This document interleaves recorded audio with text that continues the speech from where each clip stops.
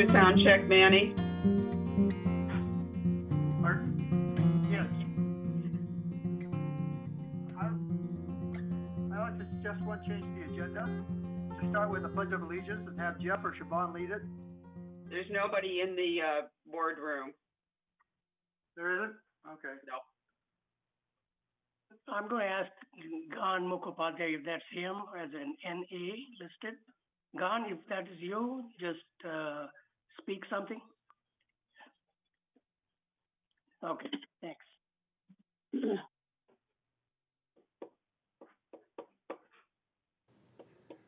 President You're Margolis. only an observer, a silent partner. No. Sue, can you? Sue? Yes. I have a suggestion. I really appreciate having our agendas delivered to me. Right, I don't have a printer right now, so I really, really appreciate it. But I wonder, can we recycle the envelopes that they come in? It seems like we're paying a fortune in manila envelopes. And if when they bring us ours, if we just hand them back a stack of envelopes, wouldn't that help? They've already got our name on it. They could reuse them again. I agree totally with that. What, Siobhan, is that a possibility? Yeah, let us figure out the logistics. I use my envelope for filing. Well, then you don't have to turn yours in, but I've got about a stack of 20 of them right now. I do too, and you could just, even if we didn't use the same name, if they're going to label them anyway, they could just label it right over. This morning Right, I but got they have the labels with our names on them, so they might as well just reuse them when the next one comes out. It may be much easier just to stick a new one on top of it because they don't have to sort them. That would be okay. All right. It is 9:32 on my clock. So we are on the air, so I am going to call the regular open meeting of the United Laguna Woods Mutual Board of Directors of California Nonprofit Mutual Benefit Corporation. It's Tuesday, August 11th at 9:33 or 2. This is a virtual meeting due to the COVID, and I'll call it to order. We have a quorum, and we are on air, so I acknowledge the media. We need to gain approval of the agenda. Do I have a motion to approve the agenda? Andre's moving to it. I make a motion to approve the agenda. Okay. Anthony approved it. Andre second. Now we can have comments on it. Carl, would you go ahead, please?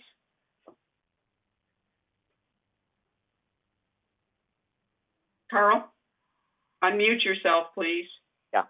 I had sent you a list of things I thought needed to be corrected, so we could either correct them as we go through the agenda, or we could address them now. I really don't care, because some of them may be corrections, some of them may be faux pas, and some of them just may be just my own weird way of understanding things.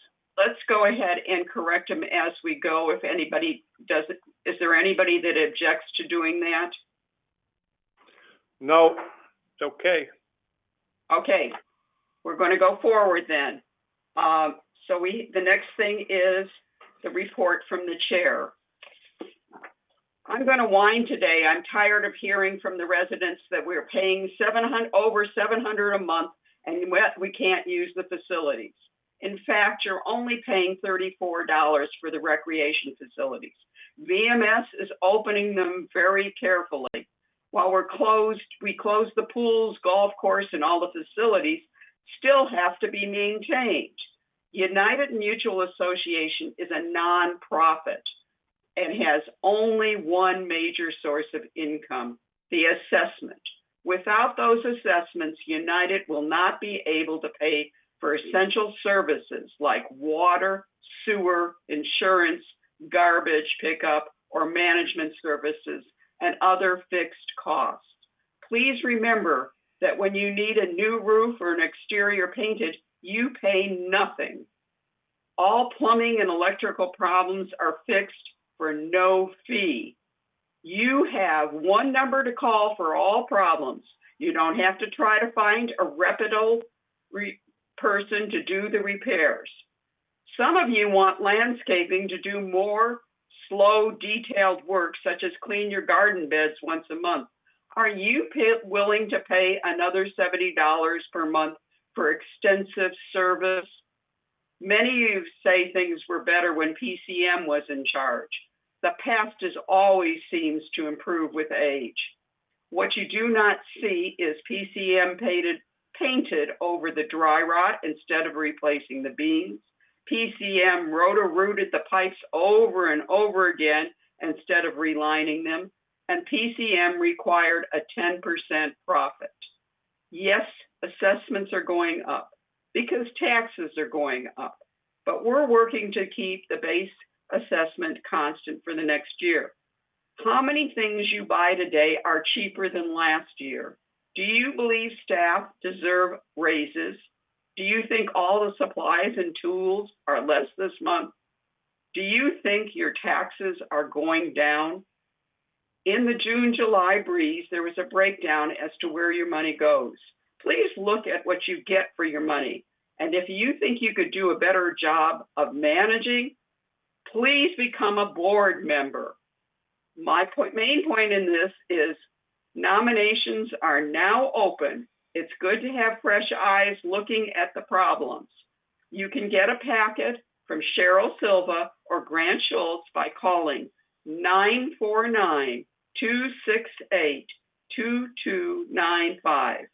Your new information needs to be returned by September 1st. Thank you. We're now for the open forum. Becky, do we have any letters or information? Yes, President Margolis and esteemed members of the board, we have 2 member comments today. Can you hear me all right? Yes, we can.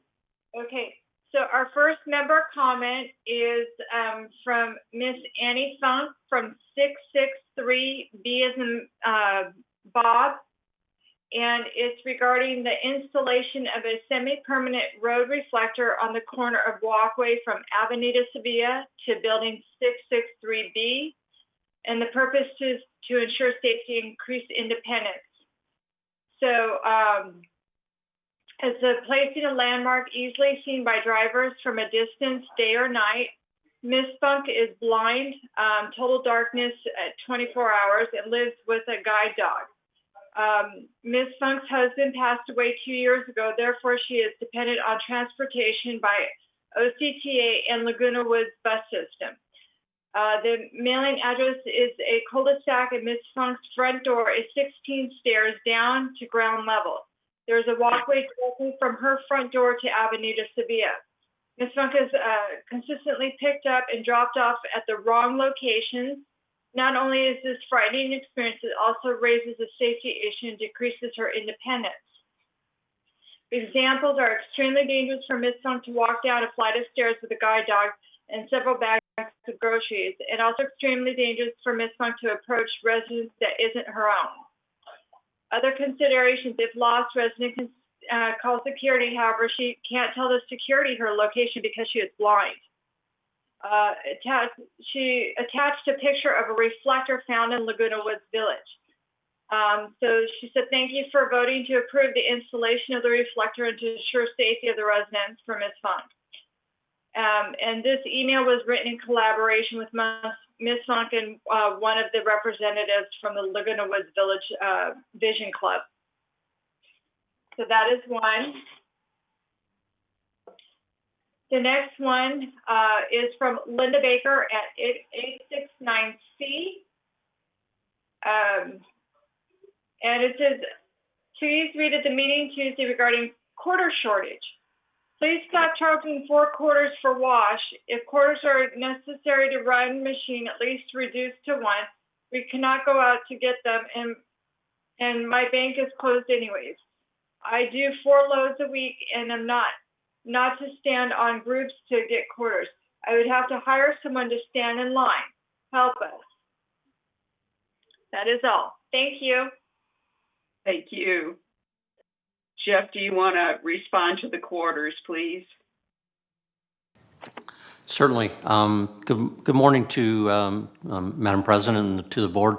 With regards to the quarters, we have implemented a program in which we refurbished our old quarter counting machine that we had done away with a number of years ago, but we kept the machine, so we refurbished it, got that refurbished last week, and that allows us to not only take the quarters that we receive from the machines, but count them and then bag them.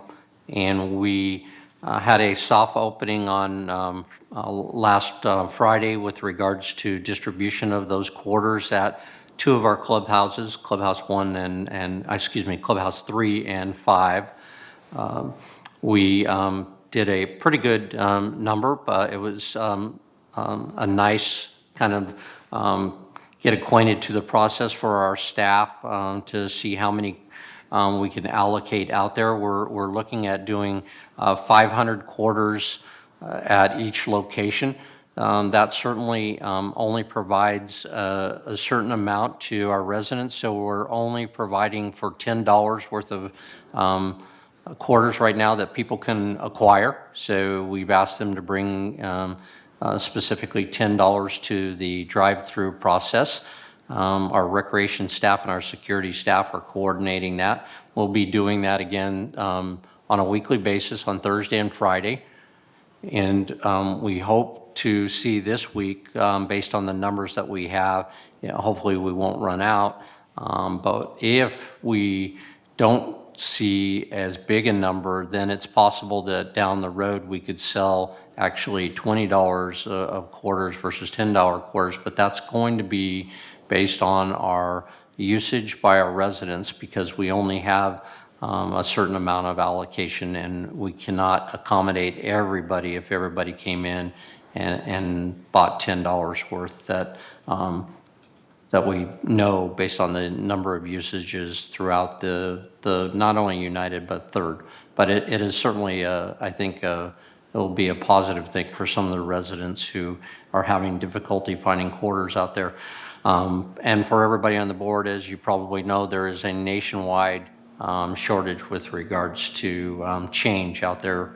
And so that is why we went in this direction, because it was the easiest and fastest way that we could help out. Thank you. Okay.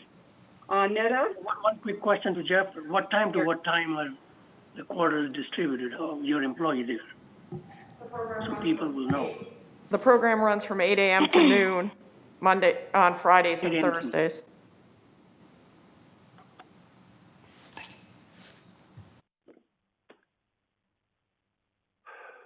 Okay. Netta, please. Good morning. Public meeting update from July 14. 4 residents commented in the open meeting, none of which require follow-up by staff. I'm just reading very quickly. It's 364Q 70D 58068C thanked board for passing the emergency resolution to protect residents from COVID-19. And that's it. Thank you. Short and sweet. Dick Rader, you're on now. Do you have slides? Yes, we do. Grant, do you have them? Yes, I'll make sure that they are put up.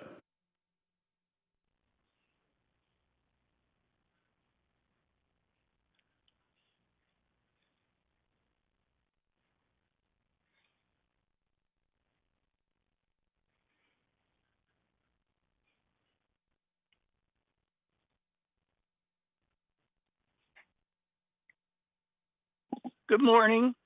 May I have the next slide? The VMS Board receives periodic updates from department heads, which cover the department's accomplishments and any issues which need to be addressed. This is part of the VMS Board oversight responsibilities. In the July 15th meeting, Brian Bruner, head of recreation, reported on the reopening of various amenities, and you can see that listed on the slide. Should be emphasized that it is not a simple matter to activate these activities since they must comply with national, state, and local guidelines and regulations. So I offer kudos for the Recreation Department for the reopenings. Next slide. One of the important functions of our VMS board is to monitor the performance of village operations. We do this using key performance indicators.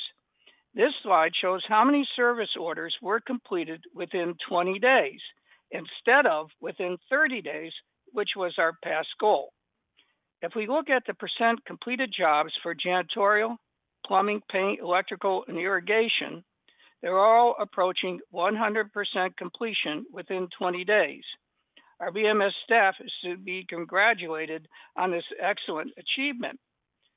The rest of the services, starting with carpentry, show that the percent completions within 20 days are not as favorable. Unfortunately, the table does not show how many orders were completed within 30 days, our previous standard. If we had this data, it's likely they would see a significant increase in the percent of work completed within that time frame.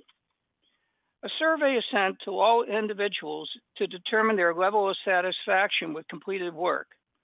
The results are scored on a scale of 1 to 5, with 5 being the highest score. 100% of respondents gave 5 stars, the highest marks, for employee effectiveness, employee courtesy, and time to respond. 97% gave 5 stars for expectations met. We commend the VMS staff and workers for this outstanding performance. Next slide. This slide displays the number of phone calls that request services. The number of these calls each month are huge. If you look at the third line from the top, you can see the bulk of all these calls are due to gate clearance requests. If you do the calculation, you will find that on average, there's over 1 phone call concerning gate clearance for each minute of every workday. If we want to save money, there's something we can do, namely, use Dwelling Live, which is on our village website, to type in gate clearance requests. If most of us do this, we can reduce the number of people now required to handle the flood of gate clearance phone calls. And lastly, I wonder, Grant, have arrangements been made to show the public a service announcement? Would you like to show that now or at the end of your slide? That is it. I'd like to show it. Thank you.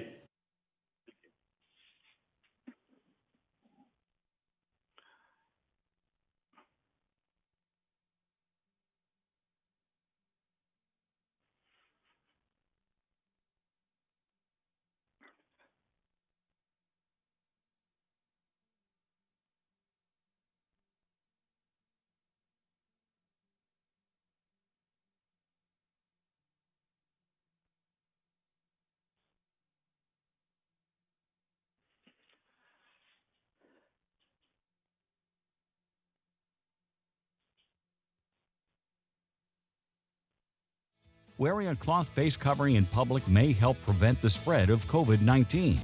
Here is how to wear it correctly. Wash your hands before putting on your face covering. Holding the ear loops or ties, make sure it covers your nose and mouth and secure it around your chin. Try to fit it snugly against the side of your face. Make sure you can breathe easily and keep the covering on the entire time you're in public. For more information, contact the CDC. A message from Village Management Services.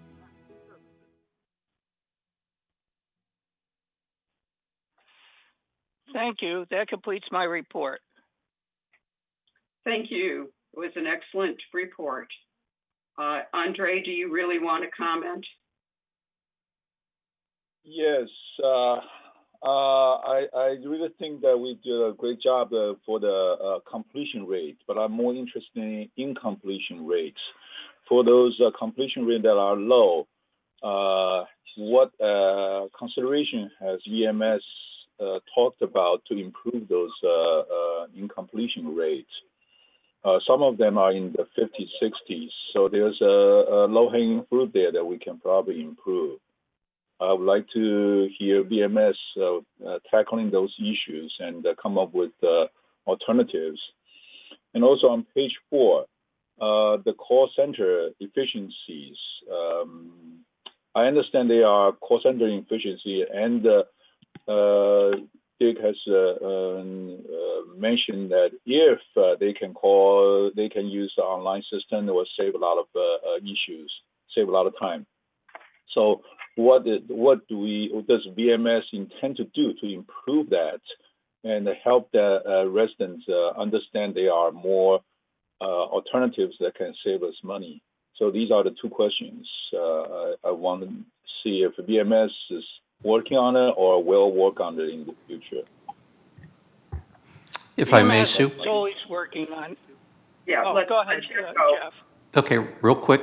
On the first issue that was brought up, on the areas where we see a lower rate of accomplishment, we're drilling down in those specific areas because a number of them, such as pest control, is a good example. There was a lower percentage.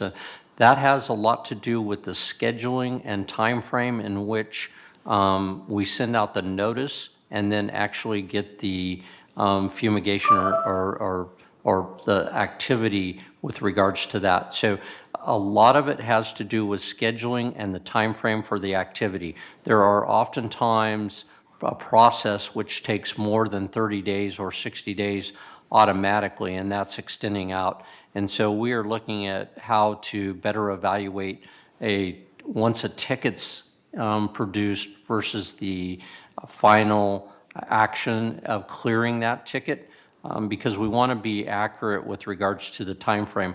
Oftentimes schedulings of different activities impact them actually moving into place, or a resident calls and says, I'm not ready for it right now, but the ticket stays open, and so we get a ticket that looks like it's been open for longer than 30 days, but in fact it hasn't been acted on, it's sitting there dormant.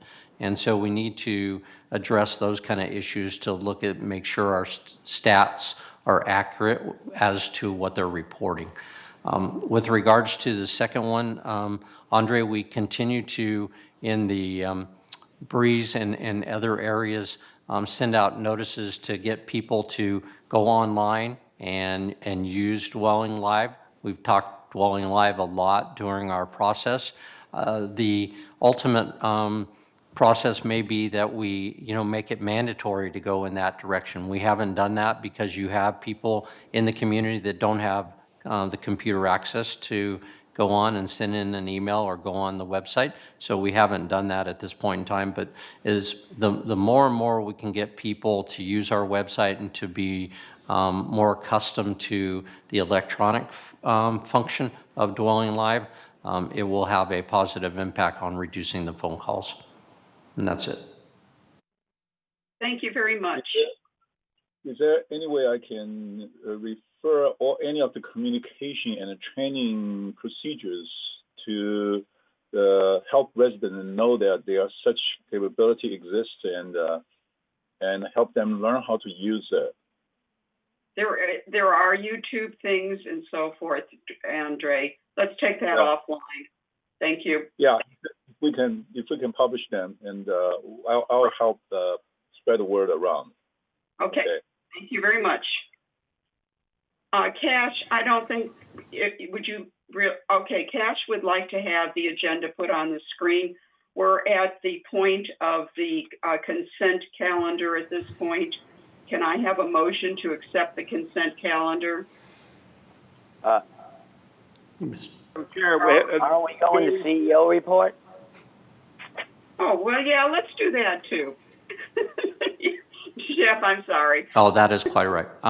Good morning, everybody, again. Real quick, I have 3 items. Just wanted to mention with regards to COVID-19, obviously we try to give a report on TV6 Mondays and Fridays, but just a real quick update. We have 44 reported cases in the community of Laguna Woods, not just the city of Laguna Woods, and not inclusive of all of us, although we are a big part of that.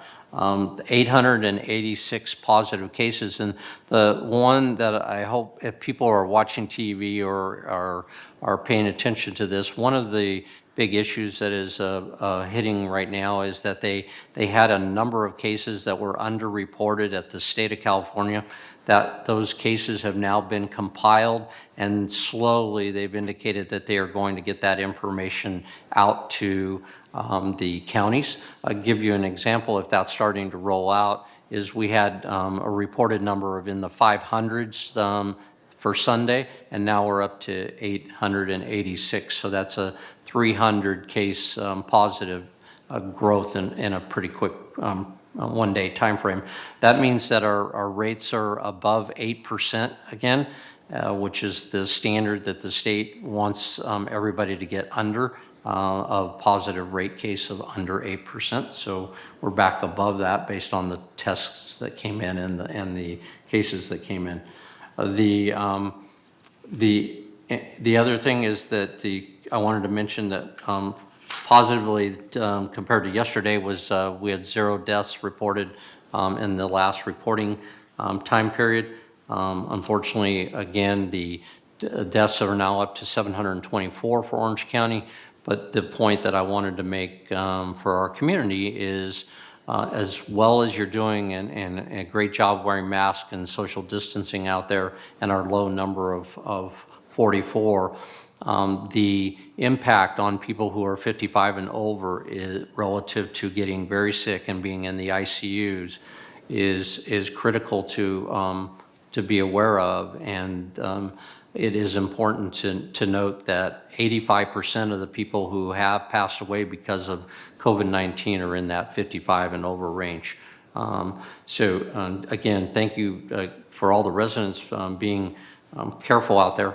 It has kept our rates down in Laguna Woods Village, and I appreciate that. I just wanted to mention that we're at hovering around that 33-32% ICU rate. We don't want to see that dropping. Obviously, we'd like to see more and more ICU beds available.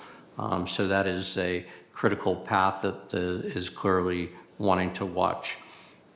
And that's all I have relative to the COVID numbers. The other two things I wanted to mention was that United had their version 1 budget hearing meeting the other week, and we've been putting together all our numbers and crunching based on the direction that we received from the United Board. Your televised board meeting is coming up next week on Wednesday, August 19th at 10 a.m.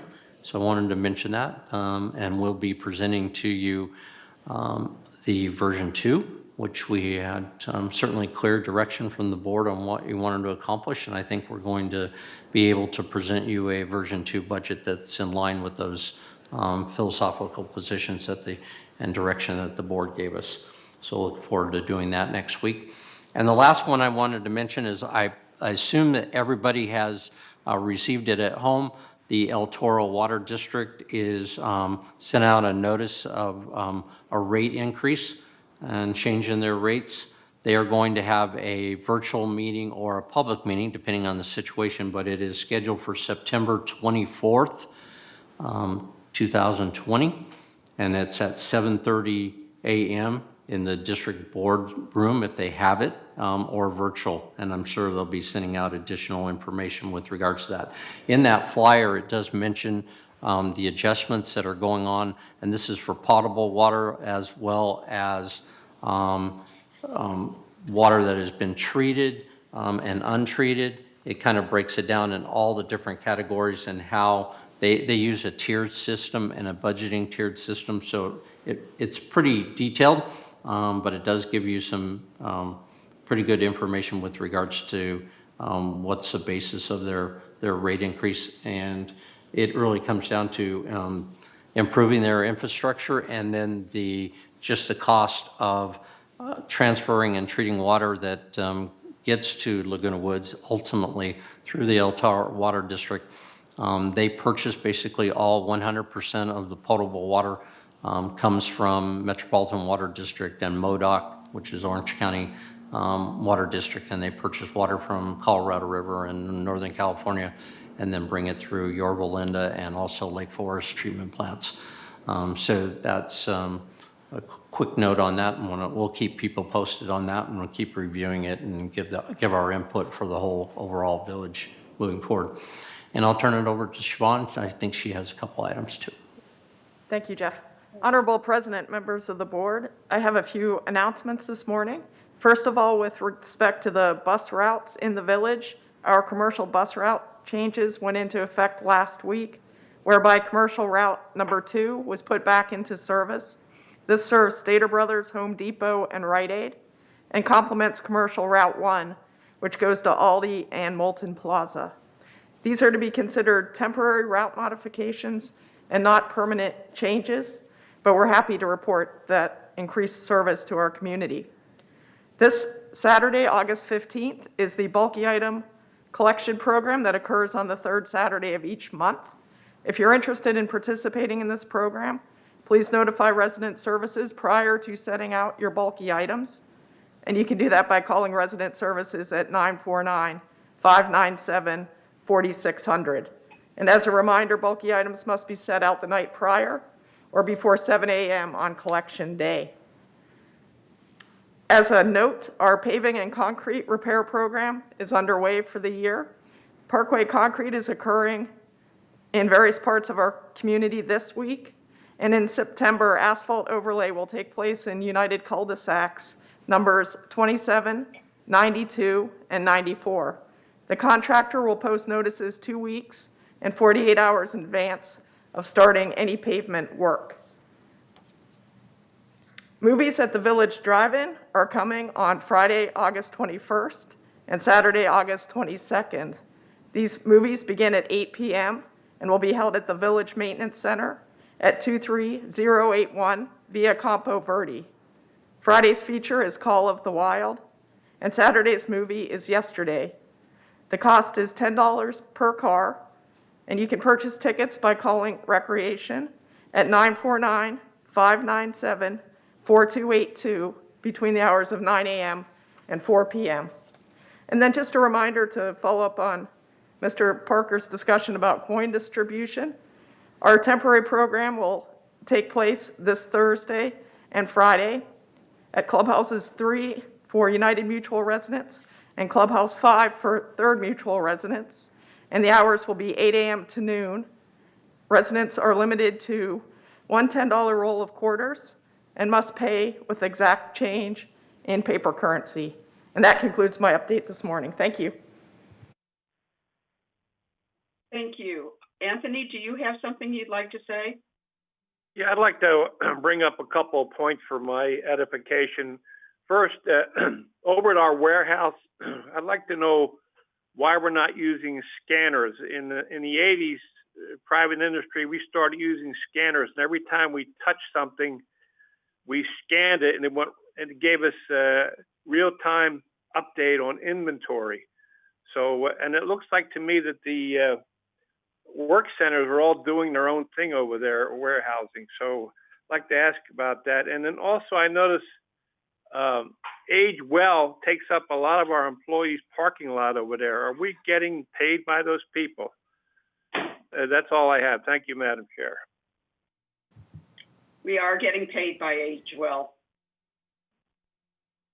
Okay, Carl, we're moving on to the consent calendar now. And Carl, you'd like to have, go ahead. You need to get the approval first, I guess, and then we can talk about it. That's what I was wondering. Okay, is there a motion to accept the consent calendar? Meta moves. Is there a second? Second. Anthony, second. Thank you. Now we can have discussion. Okay, I've got two things on the consent calendar. One of them I've already related to Siobhan. Well, of these I've related to Siobhan, but one of them is with regard to Siobhan, and that's the under 10B, page 1 of 2, and 2 of 2 of the affidavits that was signed by Juanita and Elsie, and there's nothing wrong with that except for the fact that on page 1 of 2, the affidavit statement 404, that particular thing is in reference to the trust transfer agreements, and the one for sublease review confirmation checklist is on page 2 of 2. But if you read the affidavit right above their signatures, you'll see it says the same thing, which means that the one on page 1 of 2 needs to change from sublease to trust transfer application approvals. Okay, this is the first time we put this out, so we will correct it up. And I think it's an excellent report, and they're doing a terrific job with this. And so I think we're all happy to see this happen. Thank you. That was the first thing. So it's just a typo or whatever you want to call it. And the second thing has to do with the committees. Okay, and page 404 under the committees. Are we taking this off the consent calendar? Are we just debating it? No, we're not debating it. We're just saying we've got a typo and we're moving on. That's all. I said it was a correction. And then on page 404, the GRF review ad hoc committee, currently it shows you and Elsie as being the members and Juanita as being the alternate. And as we discussed, we were changing that to Elsie and Juanita as being the members, and the alternate is going to be you, or I'm going to be the alternate, or somebody else is going to be the alternate. You want to be the alternate? I just asking. It needs to be corrected to find out what the actual words are, so that we can Let's basically leave the alternate off and put Elsie and Juanita, and I will be running the committee, so it's new. So this is a correction. I don't know if we need to remove it to correct it, or we'll just go ahead and correct it. And let's go ahead. And is there anybody that has anything else they want to do on the consent calendar? Oh, wait a second, Carl, I'm sorry, what committee was that? This is Elsie. What committee was that? That's the GRF ad hoc committee. Oh, the GRF ad hoc committee. Okay, I'm sorry, I was on the wrong. Agenda 10C, page 404. Okay. Anything else? Can we take is there anybody that objects to the consent calendar? Speak now or forever hold your peace. I'm voting no. Okay. Dr. Armendariz is voting no. Okay. This doesn't have the finances in it. I know. There's something else I object to. Thank you. Would you care to discuss your objection? COVID-19. COVID-19. Oh, the COVID-19. Okay. We're moving on to unfinished business. This is the 5501. Can I have a motion to accept the statutory obligation of 5501, please?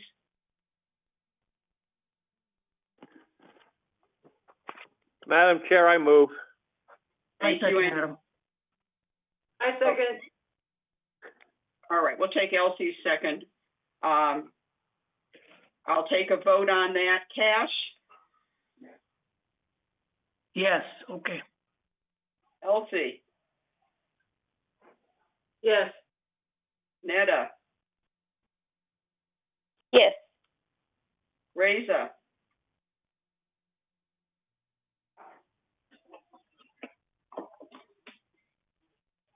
Manuel? No. Reza? What motion was this? This is the statutory 55 signatures, 5501. I'm sorry, something is wrong. I cannot hear you. This is the statutory 5501, 11 unfinished business. I abstain. Brian? Yes. Tony? Yes. Carl? No. Juanita? That was a yes. I could read lips. Andre? I thought Manny has questions on that's not resolved. Is that correct, Manny? That's yes, correct. That is correct. We need a separate bank account. It's that simple. So, taking a vote here, not debating. We're taking a vote. A vote, I Anthony. don't ask the question. I'm just answering the question. That's the question, right? So, I What's will your vote no on that. I will vote no on that. The issue's not unresolved. Okay, Why do we have 1, 2, 3, 4, 4 noes, 5 yeses, and 1 abstention. I voted no. Okay, Juanita, I'm sorry, I just got to see your message on quarters. Go ahead and ask your question. We can't hear you. You need to push star S, was it? Star 2? All right, can you hear me now?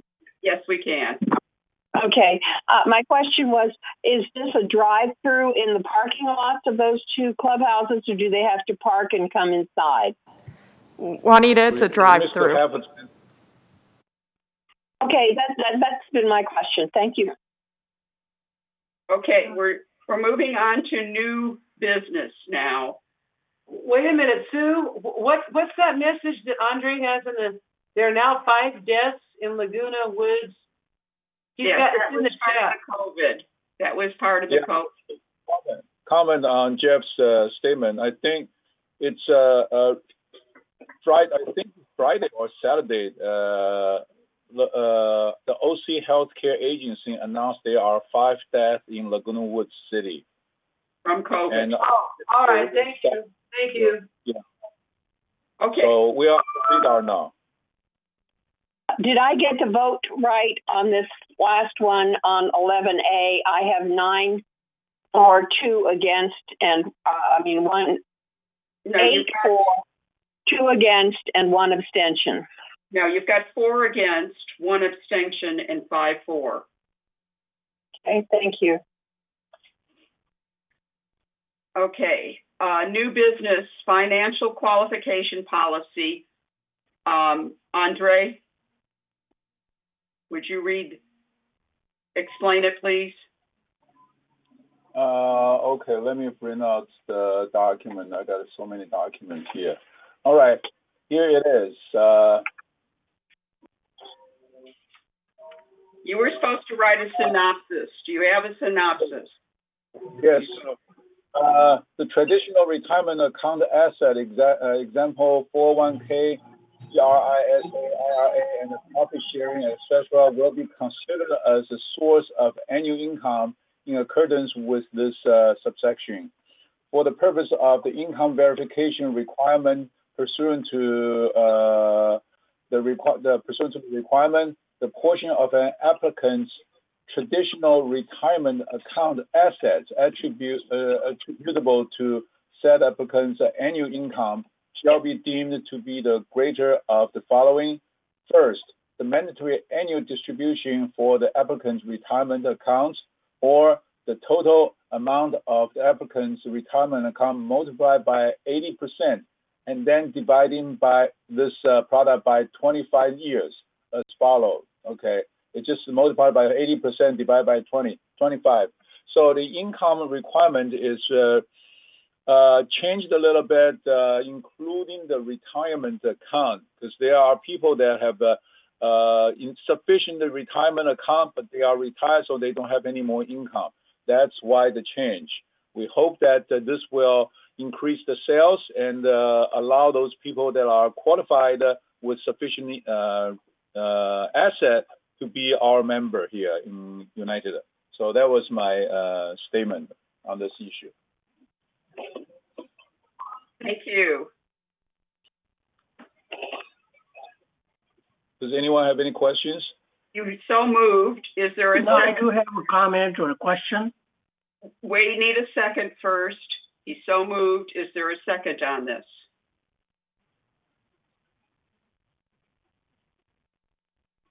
Nobody's willing to second it?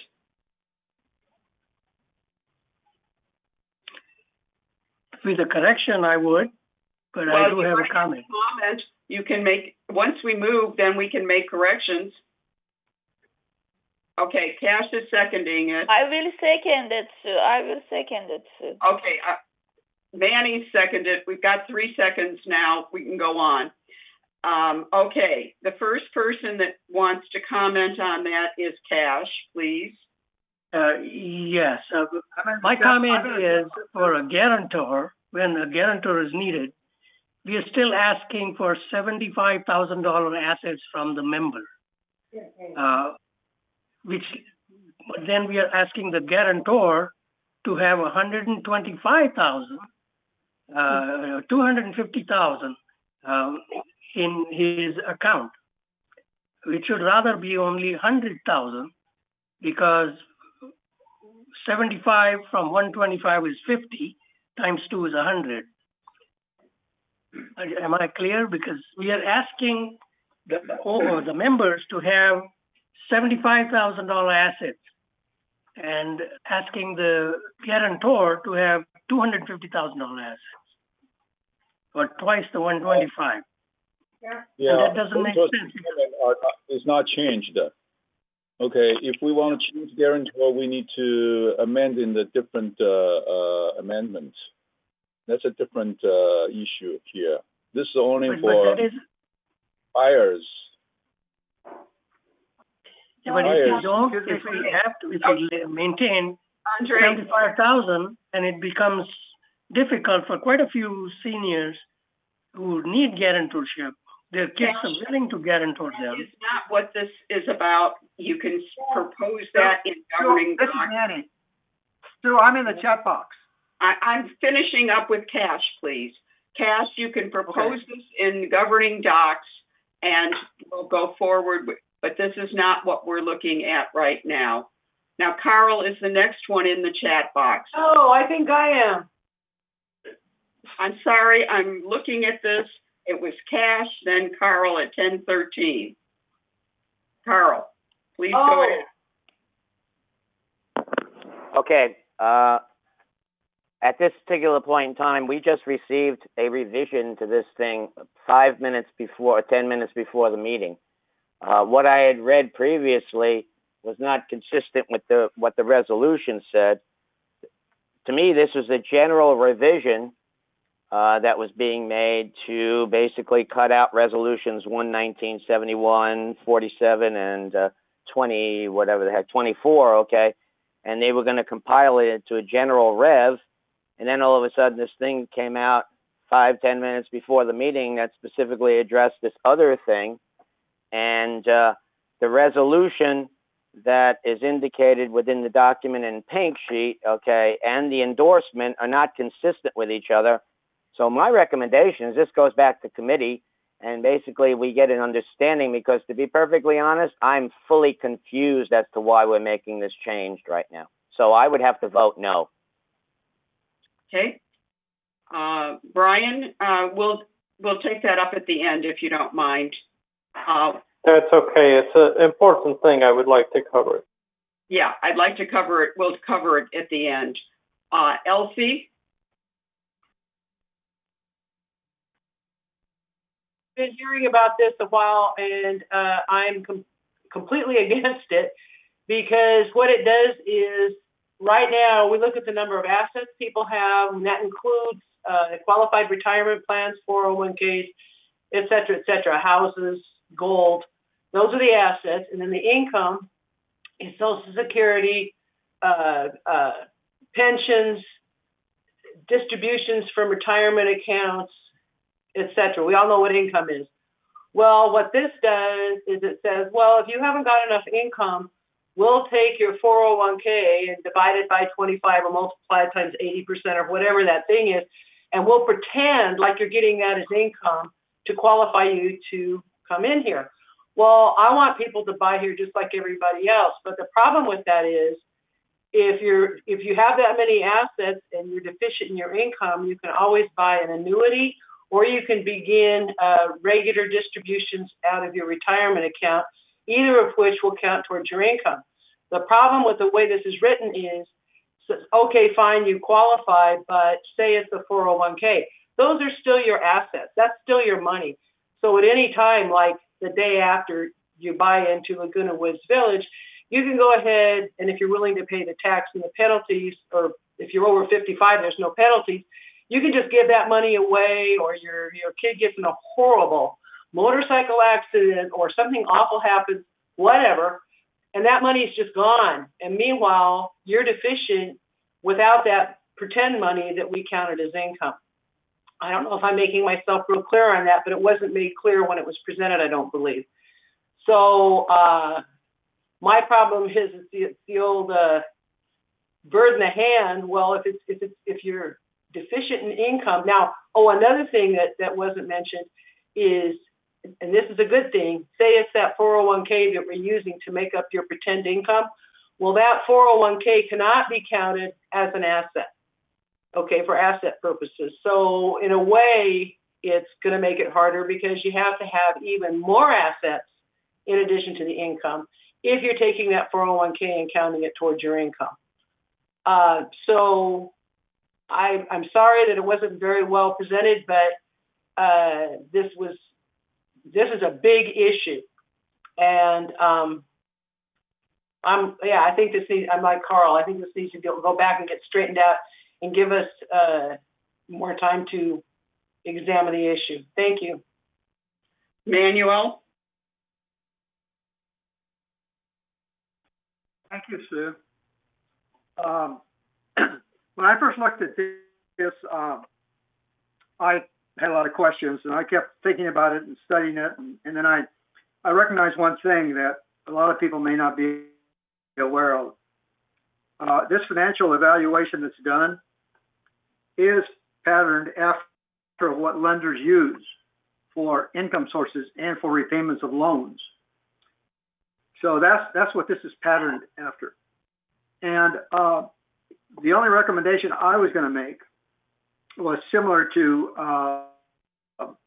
what Elsie said, that if you're going to count this as a source of income, then you can't count it as an asset towards meeting the net asset requirements, because basically then you're doing a double count. So that should be introduced in here somewhere. But as far as the computation of multiplying the retirement account by 80% and then dividing that by 25 years, the idea I came up with is you could have somebody come in here at age 55 and be retired, not work anymore, and this, at that point in time, this might be his only source of income because he's not in Social Security yet. Today, I think you have to be minimum of 62. So my thought was, if somebody came in here and he was trying to qualify as far as income through this means, that if a person is 55 to 59, then that product of 80% of that asset should be divided by 35 years, because people are living longer, and that means at least he's got an income source for the next till he's 90. And then if the person is 60, then you would divide this product by 30 years. And then if he's 65, then you use it 25 years. And that way you're providing a source of income from that new buyer going out to at least age 90. So those are my comments. First, that you shouldn't double count it. And second, to change the years based on age of the buyer or age of the member, whoever's going to need to qualify. That's what I have to offer. Okay. Due to all of the conflict here, I think we'll send it back to the committee to look at it again. And if that's okay, we will send it back to committee. Is there any vote against sending it back to committee? No, but I think you need a motion to refer it back to committee, Madam Chair. Okay, would you make that motion, Anthony? Yes, Madam Chair, I make a motion to refer the question back to committee. I'll second that. Okay. Is there anybody that objects to that? All right, that's taken care of. Thank you, Anthony. You're welcome. Siobhan, may I make a comment? Sure. May I make a comment on that? Yeah. Okay. Indeed, if we're talking about $40,000 of income a year, then it divide by 25, it's multiplied by 25, it's $1 million. Divided by 80%, it's $1.25 million. So if we take $1.25 million or something like whatever the users' income out of their asset, and in addition they have $250,000. So their qualification would be $1.5 million. That's the minimum threshold if they have no income at all. Okay, so that's the calculation. No, you can't split up the asset. You can't split up the asset, Andre. You Why can't not? say, I'm going to only use this much, and I'm still going to have this much, because you can't. Ask Pamela. Okay, let's take a vote. We're done. We'll send it back. I don't understand. If you use everything as if you use every asset as income, then you have no income. That doesn't make any sense. Andre, we'll send it back to committee and we can figure out what we're going to do. Thank you. Why? But anyway. All right. We're going on now. Siobhan, you're going to take care of the procedural review of the requesting documents, please. Yes, I'd like to provide a quick overview, please. On March 13th, 2018, the board adopted Resolution 01-18-34 that established a policy governing director access to corporate books, records, and documents. This came through the Governing Documents Committee prior to board approval. And in short, the policy provides that directors serving on the board have the right to inspect and copy books, records, and documents of United, provided it is done at a reasonable time. The manner and extent of inspection and copying may be subject to regulations that are deemed reasonable, including balancing the interests of United and its members, including privacy and other constitutional rights, with those rights of the director to inspect corporate documents. The policy specifies that a written request indicating which documents are desired is necessary. This request is reviewed by the board president, and the form is included in the board packet as attachment 3. There is a limitation in the policy on request frequency, since such requests cost United, borne by its members, for the time and money by way of administrative time to assemble the records, and legal costs that could be incurred to ensure compliance and privacy rights are not infringed upon.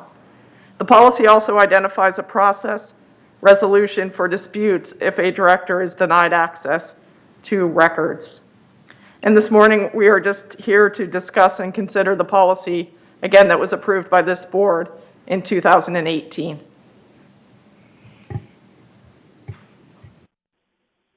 Is there any discussion on this policy that needs to be done? Carl. I commented on the fact that if you look at page 4 of 8 and then 5 of 8, you'll see that it says page 1 of 5 for that particular document, and then the next page is page 3 of 5. There seems to be a page 2 of 5 that's missing.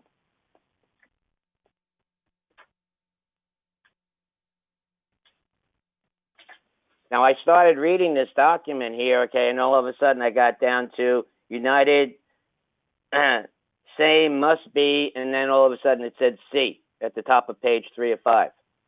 So obviously there's a page missing. So I don't know how we can vote on it if we don't know what it says. Well, I know that we were voting on it. We've already voted on it once. It was just an informational thing. Well, there's information missing. Yeah, there's information missing. So I think we'll redistribute this before the next meeting, so everybody has a full copy. This was for information. People were trying to get documents and have not been using the method that needs to be used. And we wanted to make it informational.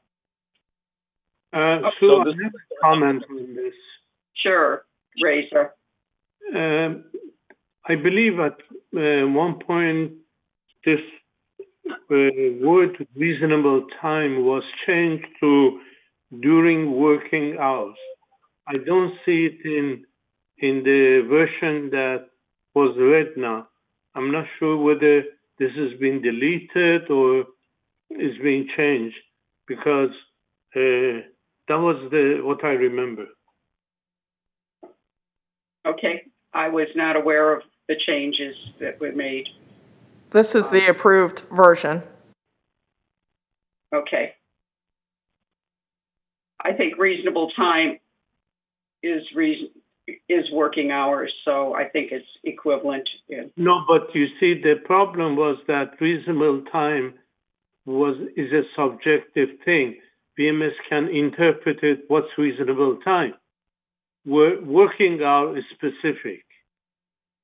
So if it's requested in working hours, it can be changed. That was the reason I remember this was mentioned, and this was, I believe, voted on. Okay, so let's go ahead and put in working hours. I don't think it makes a big difference, does it, Siobhan? No. Okay. And I don't think it makes a change. All righty. Okay. The next item is Manuel put on a discussion to consider a policy retroactive. Would you like to just make a motion, Manuel? Yes, I would. I'd like to make a motion that we adopt this policy that retroactive to February 1st, that all Southern California Edison electric net credits that are generated by the solar panel system be recorded as additions to the contingency fund. You realize? And by the way, the other thing I wanted to mention is that way back when I first got exposed to the solar panel project, there was language that this money should be paid back, and of course, that is the source of those credits, is that project. So to me, that makes all the sense in the world. Thank you. The problem is that this will change our budget considerably, and I don't think we really want to change our budget. So what about making this going forward as of January 1st, 2021? It's not going to change our budget considerably. We're only talking about under $300,000 for the last 2 years, okay?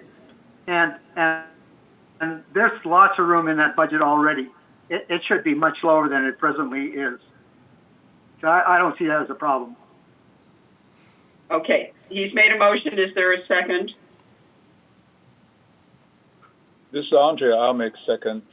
Okay. All right. Carl is the first discussion. Madam Chair, we don't have a resolution. We don't have a document. All this was supposed to be a discussion. Right. Okay. What are we motioning? Okay. I mean, it's an idea. I mean, if we're specifically just motioning an idea, then that's one thing. Okay. But we need to put something down in writing to have a motion to specifically address this whole thing. I thought, in my email to you, I specifically said I thought maybe we discuss this in the closed session and then bring a motion back or a resolution back to the open session at some point. But right now, we're making a motion on something that's out of the air. I don't even know what the heck. I understand the premise, but I don't understand how it would be done. What's the process? What are we going to do? How are we going to do it? Okay, so why do we have a motion? It's very simple. It's very simple, Carl. No, it's not very simple. It's got to be put in writing. Manuel, please be quiet. I think what we'll do is we'll discuss this in the closed session when we discuss JCI's check and so forth, and then we will go forward at looking at how this could be done. I don't think it's as simple as Manuel thinks it is, and we need to figure out what effects it has on our budget and on our future budgets. So thank you. We will have a discussion in closed session on this. And Sue, just to add to that, I just want to let you know that I'll be prepared from the staff point of view to give you some, I guess, alternatives and understanding of how it would impact the budget. Thank you. All right. We're ready for committee reports. Can we have the treasurer's report put up, please? I will put that up. Yep. So we had a committee meeting in end of June, and we'll have one again end of August. And we put up the first slide there, please, Grant.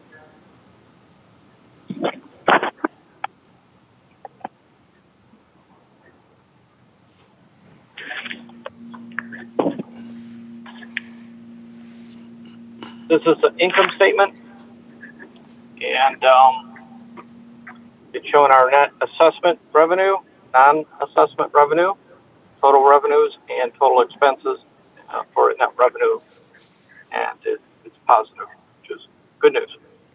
Next slide, please.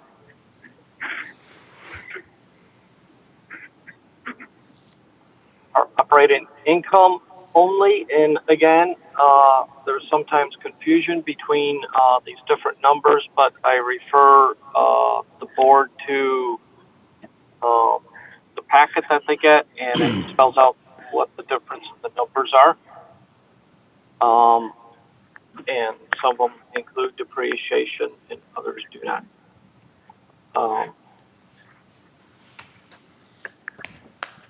And we have an operating surplus. Next slide, please. This is our income statement, and I should mention this is all as of June 30th, 2020, and it is preliminary. Shows our actual versus budget and the variance, and of course, due to the COVID virus, there's a significant variance, but that's to be expected with the virus. Next slide, please.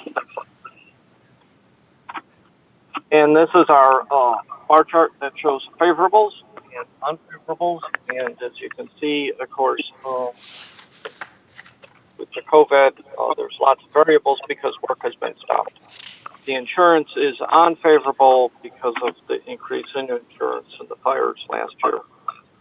I would expect that going forward, some of this favorable does decrease because work is going to get started again. Next slide. Our total non-assessment revenues, and that's just what it is, $1.1 million. Next slide, please. Total expenses, and the utilities are broken out there, and as Jeff Parker was saying, the water is going to go up, so I just want to draw attention to that. It's already a big amount. And this one includes property and sales tax. The next slide, which Grant, will you put that one up, excludes that number. And in this category, employee compensation and outside services are the biggest categories, even though utilities is still sizable at 14%. Next slide. This is our non-operating fund balances, the contingency and reserve. And as you can see, the contingency is lower. Expenses have been due to moisture intrusion, roof leaks, and plumbing leaks.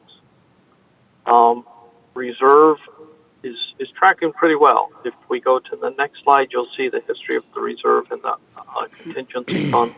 And the black line is the average. And this is being executed per the plan. Next slide. This is our resales history. And as you can see, the virus has hit the real estate market.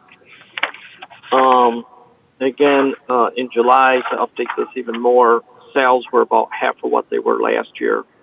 And price realization is still pretty good, but the number of sales, the sales volume is about half. Next slide.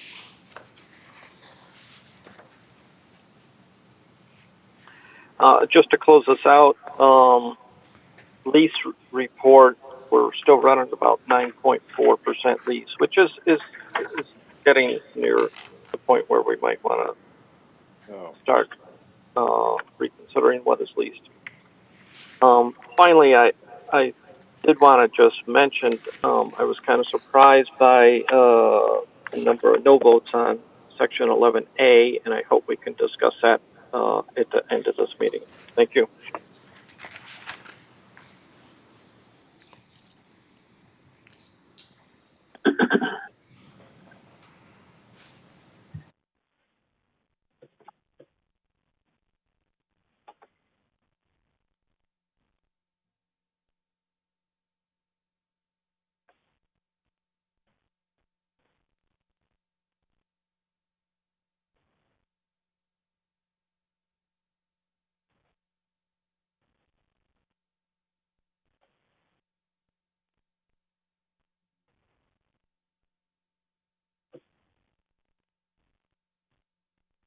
Madam Chair, I can't hear you.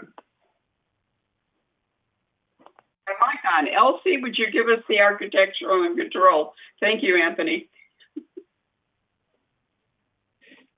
Thank you, Madam Chair. I'm sorry, this is 7 sentences instead of 5. The meeting of the Architectural Control and Standards Committee was held on July 16, 2020. Director Ernesto Munoz introduced the new Manor Alterations Manager, Robbie Domcast. 2 industrial hygienists made a presentation on the federal, state, and local regulations governing the investigation, abatements, and disposal of materials containing asbestos. Director Munoz and the committee discussed various situations involving altered architectural components and produced a partial list of examples. Director Munoz produced the partial list of examples, not the committee. Director Juanita Skillman introduced an idea for discussion involving a mutual making it a requirement for residents requesting mutual consents or variances to have evidence of HO6, that's renters or condo insurance. The committee discussed dry rot inspection and remediation. The August meeting has been canceled due to no mutual consents nor other alteration applications being anticipated for the time being due to the slowdown caused by COVID. The next meeting will be in September and the date is to be announced. That concludes my report. Thank you. Juanita, is there a report from the Communications Committee? I'll try. Can you hear me? Yeah. Okay. The next breeze, the August-September breeze, I understand is ready. I haven't seen it yet, but I've heard from a couple of people who have. So it must be about ready to go out this week. Maybe Siobhan can comment on that. And the deadline for the October-November is next Monday, August 24th. And I encourage any committee chairs who have articles or information that they want to get it to me soon so that we can get it in on the deadline. And anybody on the board who has an idea of some sort of article that would benefit our residents, please let me know and we'll get it written. Thank you. Andre, what do your comment, please? Yeah. May I recommend that on Globe we have this letter to editor, and which is very popular, and I'm sure everybody's looking at it. Is it possible that we create this letter to editor, letter to VMS or to the board with any of the media and communication, publication or announcement? And you talk about any issues. I'm sure the residents will provide a lot of very interesting issues that we can think about. So maybe we can, that can be our communication are pretty much just announcement and one-way communication. That kind of set up letter to editors will be a two-way communication. That's probably more helpful to the residents. That's my comment. Andre, would you bring that to the Media Communications Committee, please? That's not something our board can do. Just a recommendation. I'm not talking about a board. Okay, but okay, I will bring to the wrong people. Okay. Next we have or United. Are you talking about GIF committee? Thank you. Anthony, would you give us the member hearing? Thank you, Madam Chair. First, a disclaimer for the residents who may be tuning in here. The committee deals with very sensitive personal issues of residents, which Davis Sterling Act permits to be held in closed session. United gives our members every opportunity to handle their sensitive issues in a professional and client-sensitive way. The meeting started on time and, of course, a virtual meeting. The committee handled 15 issues on delinquencies. We handled 5-member disciplinary accounts and one. Take out your mask. Your voice is breaking. We cannot understand you. When talking, can you take out your mask, please? I don't have a mask on. Look at my picture. Is there a mask on me? As diligently as we worked, we went past 11:30, and so it conflicted with another meeting. And once again, staff not only set up the session, but is always ready to keep the meeting moving and accommodate residents. They have my deepest appreciation, and if it wasn't for staff, we would have went past the lunch hour. I'm sorry if you can't hear me. I don't know what to say. Thank you, Madam Chair. That's the extent of my report, and our next meeting is scheduled for the 27th of August. Okay, Andre, governing docs, please. Yes, we during our July 16th virtual meeting, we discussed occupancy agreement, which revealed a lot of information that everybody should know because you signed up on that one. But many people don't understand it. A particular issue is about excess in carrying charge, which is your assessment. In there, everybody signed and agreed that if there's an excess carrying charge assessment, we will not refund, but instead we will put it into use and consider that for the next year, because it takes just way too much effort trying to calculate who we're gonna owe how much to whom. Okay. So we are continuing reviewing all the occupancy, the remaining of our occupancy agreement. And we talk about guide to operating rules updates, which staff presented it. This is going to be a simplified version of reference. What we are going to do next is review operating rules, issue and concerns, and reduce the duplicate or conflicting or unnecessary resolutions that are already obsolete, and we really shouldn't keep them on the book anymore. And a lot of them are moved to user manual, which is operation side, execution side, which is not really related to directive side. So we are trying to clean them up and make it simple for everybody. Okay, that's basically what we've done. Thank you very much. Manuel, the maintenance landscape, please. Thank you, Sue Margolis, Madam Chair.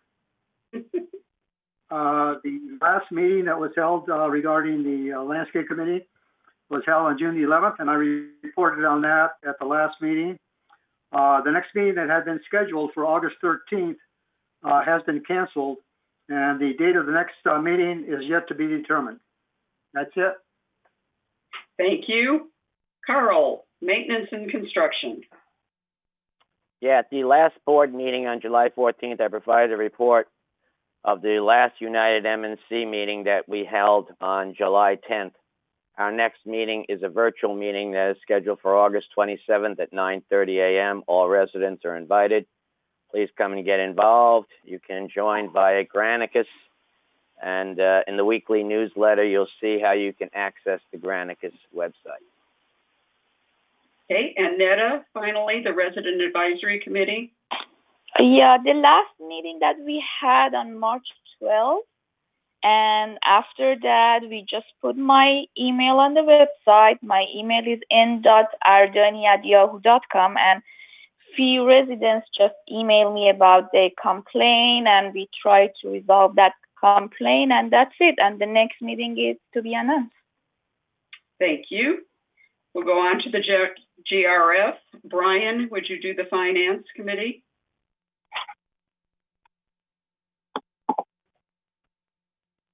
Brian?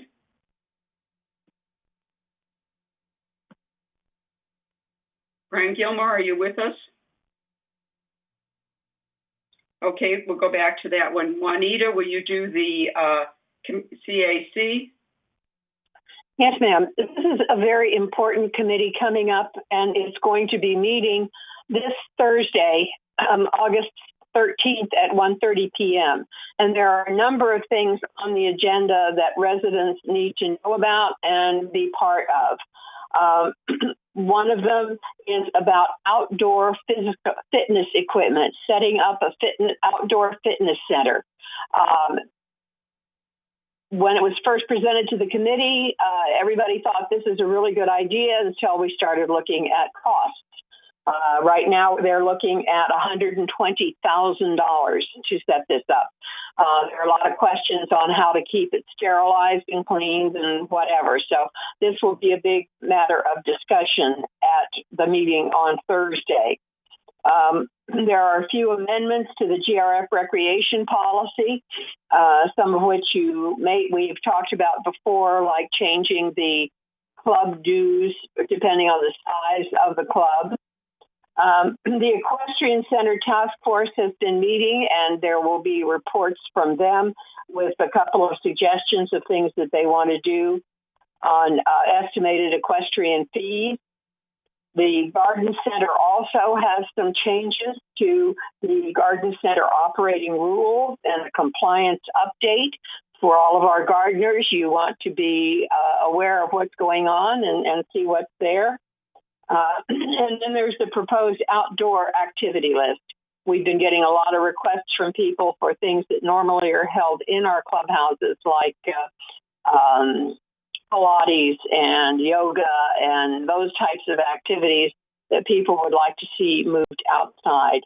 So these are all going to be discussed Thursday, August 13th, 1:30 p.m., and I invite all interested residents to check us out. Okay, thank you. Manuel, the Landscape Committee, GRF. Thank you, Sue. The last GRF Landscape Committee meeting was held on June the 11th. I reported on that previously. And the next meeting is scheduled for August 13th in a couple of days. And that'll take place at 1:30 p.m. as a virtual meeting. Thank you. It says in the minutes August 12th. Is it 13th or the 12th? I'm pretty sure it's the 13th. I'll have to look at my, let me see. I think I've got. I have the 12th. I have it in the other room. My final. Well, we'll wait for you. We'll go on and come back to this. Carl, M&C. Yeah, I will be reporting on the M&C, the PAC, and then Clubhouse 1, which is not listed here because we had talked about that, correct? So correct. With regard to the GRF M&C committee meeting, at the last board meeting, I had reported on the meeting that was held on June 10th. Our next meeting is a virtual meeting that is scheduled for tomorrow morning, August 12th at 9:30 a.m. It's available via Granicus. And during that meeting, we're going to be discussing some of the PAC issues that have been referred from the PAC committee to the M&C committee. With regard to the PAC committee, at the last board meeting on July 14th, I provided a report of the last PAC meeting that we had on July 13th. Some of the work that may be done is being transferred to the GRF M&C committee, as I just mentioned, and it is on the agenda for tomorrow's GRF M&C committee meeting. The PAC committee will be investigating the work that will be needed to be done to the HVAC systems to ensure that the systems perform their intended function. The new systems need to be more efficient, and at the same time, we need to minimize the original costs that were provided in the PAC budget and the estimate that we received from the contractor. We felt that their particular requirements for HVAC were a little bit more than what we needed. In essence, we need to find a way to get the biggest bang for our buck. so that we can realize a good return on investment. That return on investment needs to address what upgrades that we need to make to ensure that we will see lower electrical costs and lower maintenance costs. We currently do not have a new date for a meeting. Most of this is being addressed behind the scenes while we gather data. A couple of committee members will be conducting a walk down of the building to address some of the issues. However, for the most part, PAC is concentrating on the HVAC system because that was a major funding, a major amount of money that was going to be utilized for that particular system. And then the rest of the GRF M&C committee will be addressing some of the other minor issues. And then we will have for the Clubhouse 1, we will have a virtual meeting for Clubhouse 1 on August 28th at 9:30 a.m. All residents are invited. Please come and get involved. We have to determine what it is that we want to do with that Clubhouse 1 and how much we will need to spend in order to do it. And then if the monies are very high, then we will have to determine how we want to go about spending that money, paying for that.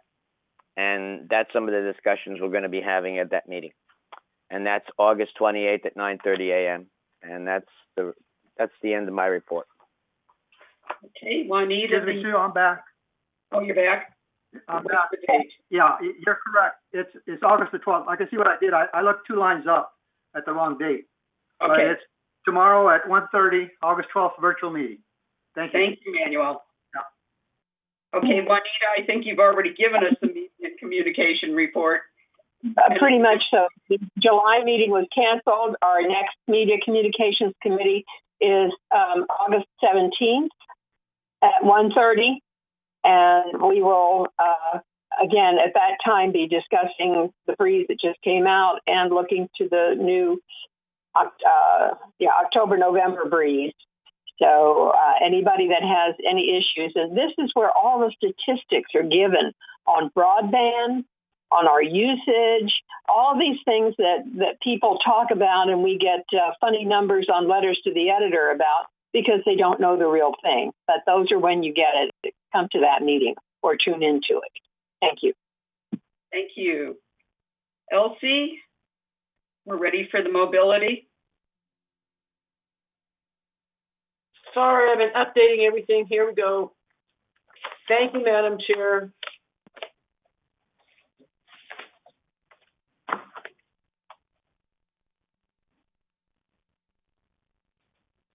Okay, the regular meeting of the Mobility and Vehicles Committee met on August the 5th, 2020.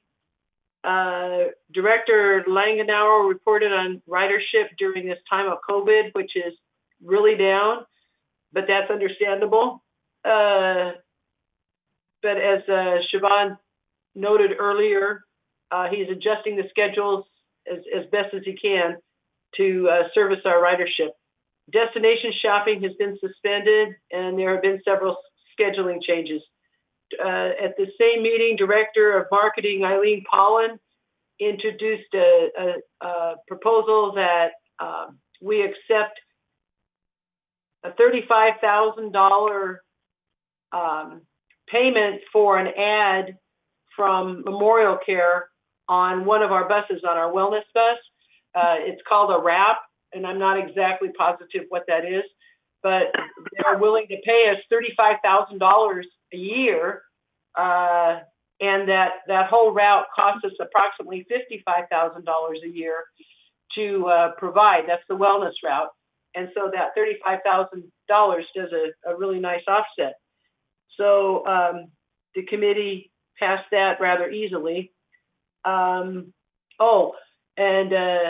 Director Langenauer also talked about always keeping an eye towards alternative fuel vehicles. We already have a couple of electric cars, and he just, because somebody brought that up, and he's always looking towards that. And then we also reviewed the vehicles replacement policy for this year, for 2021. We're planning on replacing 32 various vehicles in our fleet. And the next meeting will be held on October the 7th, 2020. Thank you. Thank you. And Annetta, will you give us the security? The last meeting that we had on February 24th, and the next meeting is going to be August 24th, virtual meeting at 1:30 p.m. Thank you. Thank you. And Elsie, the traffic?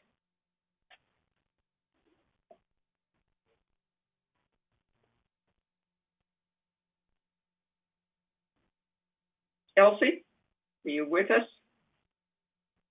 I'm sorry, I'm really with you. I'm halfway through my report.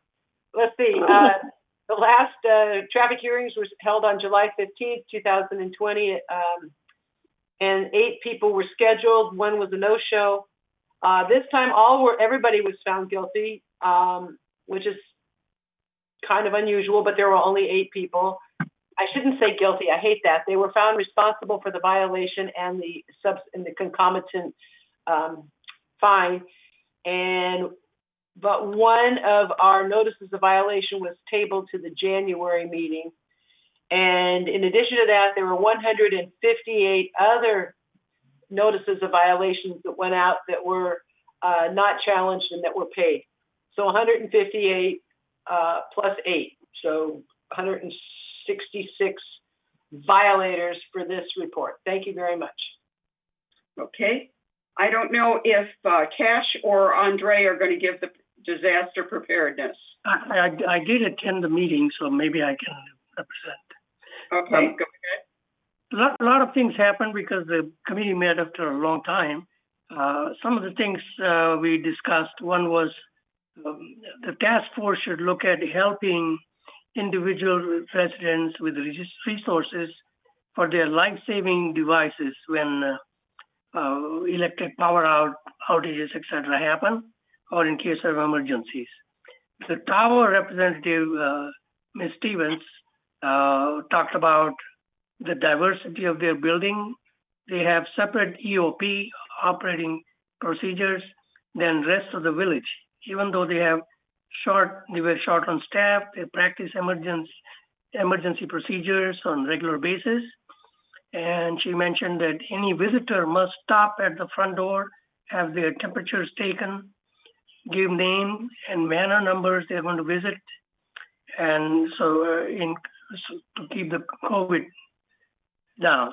Kitchen staff must take their temperatures twice a day. After the food is prepared, it is delivered to the manor directly. No contact is made. Emergency subcommittee, Mr. Maldau, Director Maldau presented a paper on fuel cells and the sustainable alternative to power loss backup systems. Further, the animal disaster plan was discussed, and it is to include separate section for the stables. Then subcommittees were formed, community animal disaster plan committee, community animal disaster plan stables, energy subcommittee, annex to EOP for future pandemic, fires, cyber terrorism, etc. Was also formed, and the disaster great shakeout is planned this year for October 15 at 10:15 a.m. Like every year we do at the same time on the 15th of October or a certain day in October. Next meeting is scheduled for September 29th at 9:30 a.m. and it will be again a virtual meeting. That's it. Thank you. Brian, are you here now so that you can give us the GRF Financial Committee report? Yes. There was a committee meeting on June 29th, 2020, and we'll have the next meeting on August 19th at 1:30, and it will be a virtual meeting. Thank you. Okay. So we are done with all the committee meetings. We now want to discuss, you wanted to discuss why there were no votes on the 5501. we are right now still unable to separate the funds are somewhatly commingled. It's a little better than it was before, but we still have no way to look at the funds separately between reserve and operating. And we're working with staff we're continuing to work with staff to try to get these separated. And they are supposed to come back with a proposal. I'm not sure exactly when that's going to happen. We are asking, maybe Jeff can give us an idea of when the proposal will come back. Jeff, can you comment on that? Yeah, to the board, I don't have a specific time frame yet, but I will be, I'll check with Betty and see if I can provide something for the closed session. Thank you. And that's the reason why we can continue to meet with Betty and her staff, looking at various problems that we have now with signing off on the reserve fund checks, et cetera. And we're hoping to be able to get the information on how the staff is charging to the reserve fund. And we're seeing things that we need to see. So, Go both ahead. Ned and I signed those documents, and I always put on the preface that we are reviewing it to the extent that the VMS is in compliance with 5,500 and to the fidelity of the numbers. So I don't know if that influenced the no votes or not, but I'm concerned that, one, there's a personal reflection here. We're signing off on something and half the committee turns it down. And two, if we have that big a problem, I would suggest that maybe we suspend this 5,500 checkoff until we resolve the problems. I think that's a reasonable thing to ask for, because I don't think, I really feel like we're putting you on the spot, and you are correct, we are putting you on the spot. So we will probably take it off our consent calendar until we get this resolved, because you're doing an excellent job of what you've got with what you've got. But I don't think we want to stop you from looking at these things per month. That's absolutely not what I want to do. So maybe we will write that up on the sheet, that to the extent that we are compliant, and then we can probably sign off on that. And we've done that. This one has it, and it's had it on there for about the past 3 or 4 months. So, okay. I wasn't aware of that. Perhaps what we'll do, could I suggest that at the next meeting we don't have a signed document, but we can make a verbal report if Netta would feel comfortable with that? I think that's an excellent suggestion. We will take a verbal report. Thank you. Thank you. Okay, we're going to go around for directors' comments. Juanita, you want to start? Yes, I'd like to make a comment on the sign-offs that Elsie and I are doing. Different checklists, they are different things. There are things that we look for on the trust transfer that are not on the sublease, and vice versa. We had a meeting with Pamela, and we looked at the things that are on the checklist, and as you'll see, a number of them are NA because they do not apply to the trust. And we're having those taken off. They're redoing the checklist for that. And then on the sublease review, we didn't have a separate sheet, and we're not going to for each different sublease that we review. So we just signed off on it for reviewing all of the ones that we looked at. So that's what the differences are, and the two. And there will be a new checklist for trust transfers next month. Thank you. And I wanted to make a comment. Really disappointed in our board not replacing Dorothy. We are one person short on VMS.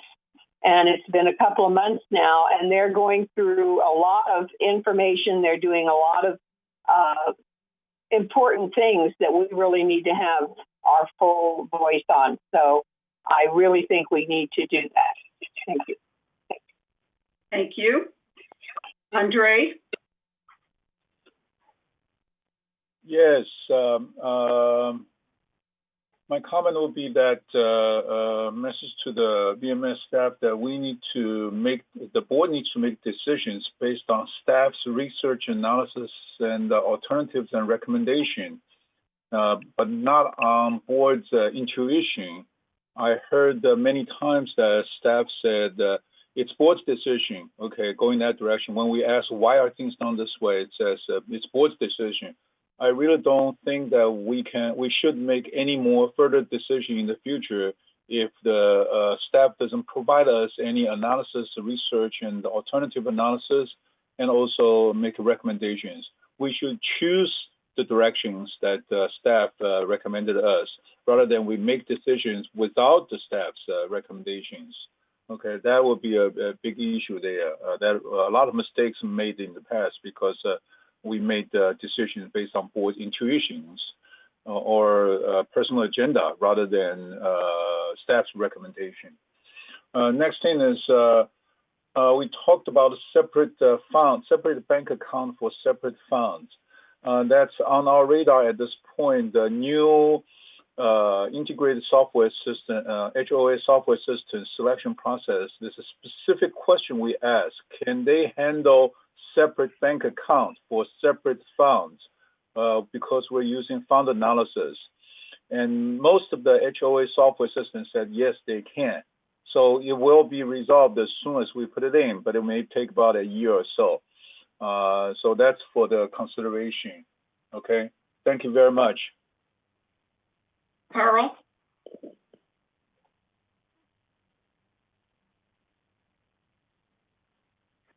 Yeah, I'd like to add on to what Andre just said regarding the recommendations from VMS. I'm all for that because of the fact that they should be recommending to us what they specifically think is in our best interest. In many instances, we don't get that recommendation. We get, whatever the board wants. However, be aware of the fact, okay, that in many instances or some instances, okay, I, as a board member, may not take their recommendation because I feel that it does not really suit us or for whatever reason. So, yes, we'd like their recommendations. And yes, if I disagree with their recommendations, then I will indicate why I disagree with their recommendation and then not accept their recommendation based on what they've indicated. So that's all I have to say. Anthony? Thank you, Madam Chair. I'd like to ask staff to report back to us on the possibility of using scanners at the warehouse. If you scan stuff like we did in the maritime business, you have a real-time update on inventory. And then maybe, it looks like to me in warehouse, these work centers all doing their own thing over there. And I'd like to know if the warehouse should be in charge of all warehousing opportunities, and using scanners, it would give us a real-time update on inventory. Now, in private industry, we would, when we go to a bank for money, we used those assets as collateral for loans. Anyway, I'd like to see if we can get staff to report back on that. Thank you, Madam Chair. Okay, Brian? No comment. Manuel?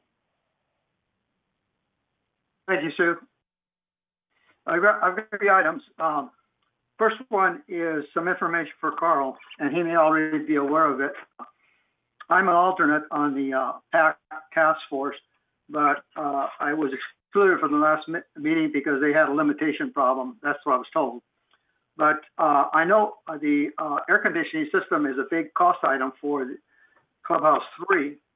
And just this last year, they installed a new air conditioning system at the community center that is taking care of their needs over there for a 3-story building. And the budget amount was somewhere between $600,000 and $700,000 for that system. I would have assumed that they probably used some consultant to do that. They just didn't have VMS do it. So if somebody hadn't brought that up yet, I would recommend taking a look at that, because you should have some results now as to how satisfactory that system is working. if there are good energy savings from that, and who they use for the installation of the system and who they might use as a consultant. So that's item number one.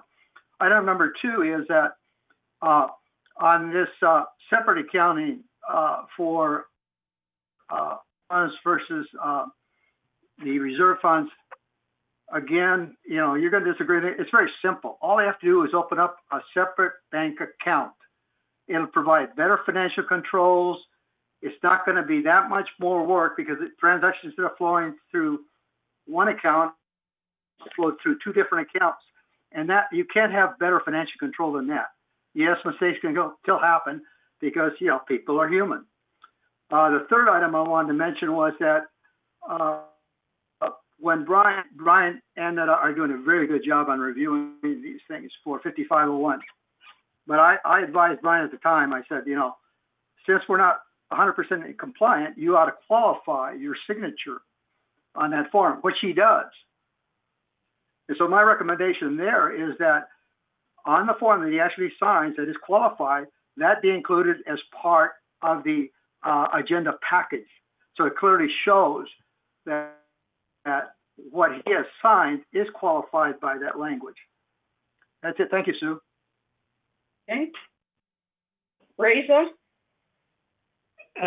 Yes, I have two comments. One resident has approached me and he's willing to serve on the board. He's been in this village for 4 years, resident, but she's had to change her residence from one unit to another. She's telling me that she will not be qualified now. That's what Cheryl and Grant has told her. I'm not sure whether that is correct or not. We need to clarify that because the thing says you have to be a resident here. But when you change your unit within the village, you're changing from one unit to another, then you may not live there for a total of 10 months in the second unit. Will you be qualified or not? That has to be clarified. That's one point. Second, make a comment on that. She did not live in the first unit. She had leased it out, is what I understand. So she needs to clarify because she leased it out, and maybe she was in there, but it was leased, and she was not a member. But go ahead, next. The state law now is 1 year, not 10 months. Well, whatever, but that's what she told me, that she's lived here for 4 years. Anyhow, that was one point. Secondly, she also volunteered to get to a GRF board when they wanted people over there, and she wasn't sent the applications in time, so she couldn't go in there as well. The second point I have is several people have approached me asking me about this indemnity clause in VMS agreement. I want to know whether I can explain it to them or this is something secret.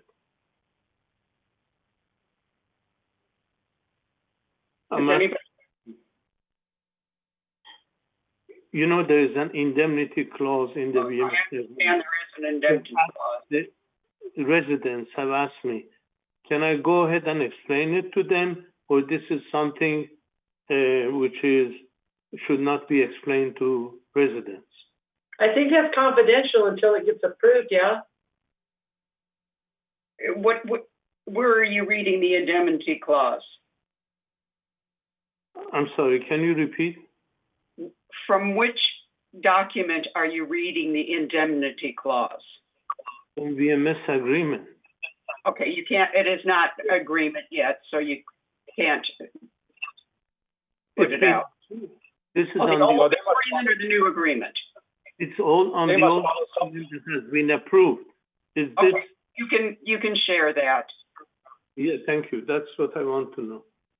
Okay. Yeah, contract should be we discuss it, we don't have to review that. But once it's established, agreed, then we need to review the contract. The contract is not a secret. This is a different idea. Okay, Netta? Thank you, Sue. Is one question about regarding to Juanita about the VMS board. One of my neighbor, he's really like to join the VMS board. How we can do something for him? We'll need to put out a request for applications and go forward. And I've been delaying it because it was close to when we were going to go again, but we can go ahead. I will talk to Eileen and people about putting out a request for people who want it. The problem is that it's a short term, and I was just trying to say that, well, maybe we'll wait, but now that people are hearing about it, we'll look at what we can do. Okay? Okay, thank you. And one more question from Jeff. As I heard that we cannot use the jacuzzi in the pool section. Am I right? Right. Right. The hot spa. We cannot use it. It's not usable. That propagates. It is not you can't keep it clean. Oh, it's about the cleaning, because everybody says when you enter for example, 5 people into the pool, they can use that 5 people. They can use that hot spot too. It's not about because I think that maybe the big concern about the social distancing and this kind of stuff. It's a bacteria bath. We don't want to get people into it. Okay, I got you. Okay, thank you so much. Thank you. Cash? Well, Madam Chair, excellent meeting. I don't have any comments. Thank you very much. I could attend it from New Mexico. So. Thank you for attending. Thank you. Okay. If there are no more statements to be made, I will recess this meeting at 11:22. We will. You didn't ask me. What? You didn't ask me, Elsie. How did I miss you? I don't know, but I don't have anything to say, but it was a good meeting. Thank you, Madam Chair. I'm sorry, Elsie. I checked you off before I called your name. Is this a record? Is 11:22 a record? No, we did 11:15 once. We will get back together. I'll give us till 12 o'clock, if that's okay with everybody. That's good. Yep. Thank you. At 12 o'clock. Thank you. Thank you. Have lunch, but not on me.